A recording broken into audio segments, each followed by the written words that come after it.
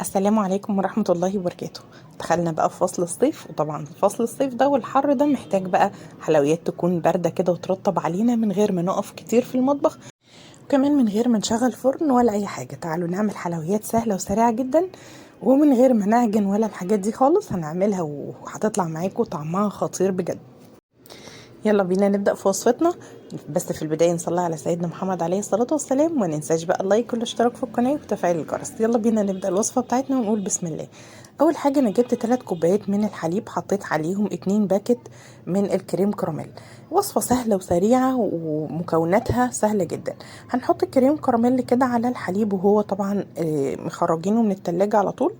وبعد كده هنبتدي ان احنا نقلبهم بس كويس دلوقتي قبل ما نحطهم على النار. ومش هننسى بقى نزود معاهم بس معلقتين من السكر، لان طبعا انا لسه هضيف مكونات تانية، فيعني هنحس ان هو عادب شوية. فعشان ما نحسش ان هو عادب هنضيف بس معلقتين من السكر، وانا مش هضيف اي بقى سكر تاني في اي حاجة تانية. هنقلب بقى كويس على البارد كده، وبعد كده نرفعها على النار ونستمر في التقليب علشان طبعا ما يكلكعش معانا. نفضل نقلب بقى لحد ما يبدأ كده ان هو يغلي معانا ويتقل معانا. بصوا، انا بالنسبه لي انا قوامه كان خفيف كده شويه. انا كنت حاطه الحليب كان بزياده شويه، بس هو 3 كوبايات مظبوطين جدا. فهنبتدي ان احنا بقى نسيبه يبرد خالص، وبعدين هنجيب بقى بس باي نوع بسكوت بتحبوه ساده. طبعا شوفوا ده القوام، وبعد ما برد حطيته في التلاجة شويه. هحط عليه بس مكعبين من التلج 3، ويعني عشان بس ان احنا نضرب الكريم شانتيه معاه، فهنحط بس مكعبين من التلج كده. وبعد كده نحط 2 باكت من الكريم شانتيه، ومش هنضيف اي حاجه تانية خالص. وهنبتدي بقى ان احنا نضرب بالمضرب الكهربائي كده، ولحد ما نوصل بقى للقوام اللي انتوا هتشوفوه دلوقتي.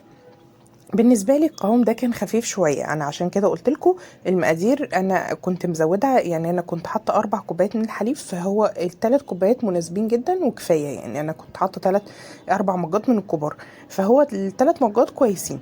بعد كده هنجيب بقى البسكوت بتاعنا ونبتدي ان احنا نسقيه في الحليب. نجيب بس شويه حليب كده من التلاجة طبعا، ونبتدي ان احنا نسقي البسكوت بتاعنا ونرصه بقى في اي قارب كده او اي صينيه.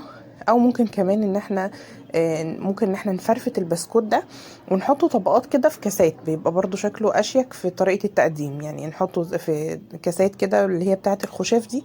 ممكن نكسر البسكوت، وزي ما قلت لكم نحطه طبقات من البسكوت وطبقة من الكريمة وطبقة من الموز زي ما هنشوف دلوقتي. هنحط بقى طبقة من الكريمة دي. بعد ما حطيت طبقة البسكوت هنحط طبقة من الكريمة، وبعد كده هنحط بقى طبقة من الموز.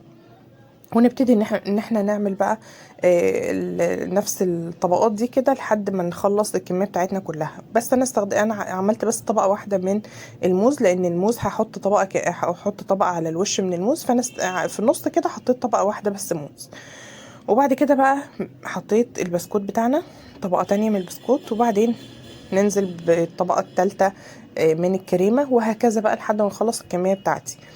انا استخدمت في القارب ده استخدمت 4 علب من البسكوت اللي هو الكبير، البسكوت الساده، بسكوت الشاي العادي. وبعد كده بعد ما خلصت بقى الطبقه الاخيره ابتديت ان انا احط عليها بقى شرايح من الموز. ممكن على فكره نحط برضو اي حاجه تانية بتحبوها، ممكن نحط مانجا، ممكن نحط فراوله، بس انا بحس ان الموز بيليق اكتر مع الكريم كراميل يعني، ومع الشوكولاته طبعا. فبعد ما حطيت بقى اخر طبقه من الموز هنبتدي بقى ان احنا نحط. بيبقى فيه باكت كده مع الكريم كراميل، بيبقى فيه كيس كده فيه كراميل.